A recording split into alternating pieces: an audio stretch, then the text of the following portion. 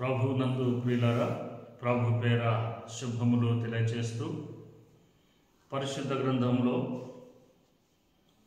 పౌలు కొరింథీయులకు రాసిన మొదటి పత్రిక 15వ అధ్యాయము 58వ వచనములో ఇలాగున జ్ఞాపకం చేస్తూ ఉన్నాడు. కాగా నా ప్రియ సహోదరులారా, మీ ప్రయాసము ప్రభువునందు వ్యర్థము కాదని ఎరిగి స్థిరులను కదలని వారును ప్రభువు కార్యాభివృద్ధి నందు ఎప్పటికీ ఆసక్తులై ఉండుడి. ప్రియులారా, పౌలు కొరింథీలో ఉన్నటువంటి వారికి జ్ఞాపకం చేస్తూ ఉన్నాడు.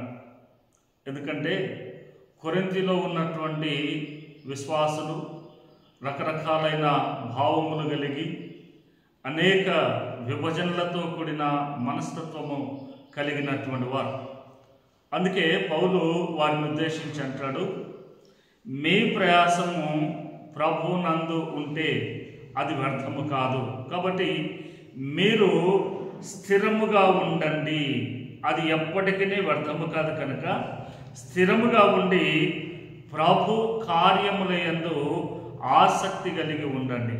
ప్రియులారా, ప్రభు కార్యములు మనకు ఆశీర్వాదములు తీసుకుని వస్తాయి. ప్రభు కార్యములు మనకు దీవెనలు తీసుకుని వస్తాయి కనుక ప్రభు కార్యములయందు ఆసక్తి గలవారే ఉండమని పౌలు జ్ఞాపకం చేస్తున్నాడు. మనమందరము అలాగున ముందుకు సాగుదాం. దేవుడు మనలను దీవించును గాక.